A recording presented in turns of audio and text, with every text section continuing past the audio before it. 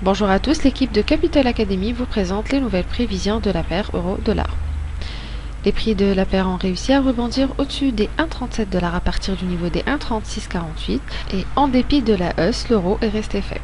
La monnaie unique a chuté hier suite à la publication des données du PIB du premier trimestre dans la zone euro, avec des chiffres inférieurs aux attentes et un taux d'inflation à la baisse atteignant les 1%, au-dessous de l'objectif fixé par la BCE, ce qui va pousser l'institution à agir lors de la prochaine réunion en juin.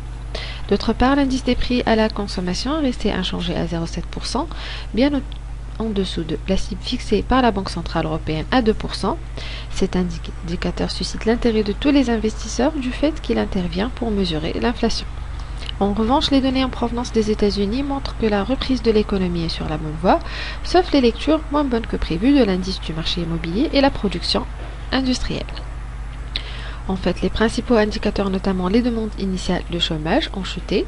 L'indice manufacturier de la Réserve fédérale à Philadelphie a également affiché une lecture meilleure que prévue et l'indice d'inflation est toujours à la hausse. Le rebond de la paire euro-dollar revient principalement à la forte baisse du rendement des bancs du Trésor à 10 ans aux États-Unis et non au renforcement de l'euro.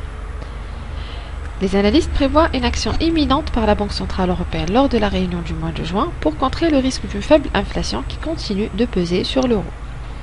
La monnaie unique reste sous la pression à la vente en attendant la réunion de la BCE et toute hausse de la paire euro-dollar offrira de bonnes opportunités de shorter. Pour les principaux événements à suivre aujourd'hui, nous notons le rapport de la masse salariale non agricole française dans la zone euro, les permis de construction, l'indice du Michigan du sentiment prévu des consommateurs et le discours du membre du FOMC Bullard aux États-Unis.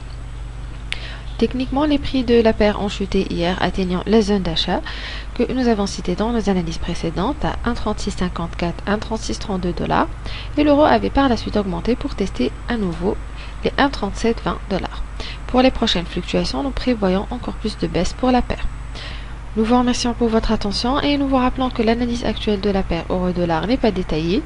Pour en savoir plus sur les points d'achat et de vente ou les niveaux de support et de résistance ou encore l'analyse des autres paires de devises, enregistrez-vous directement sur notre site web www.capital-academy.com ou nous contactez par email sur info@capital-academy.com. Excellente journée et bon trade à tous.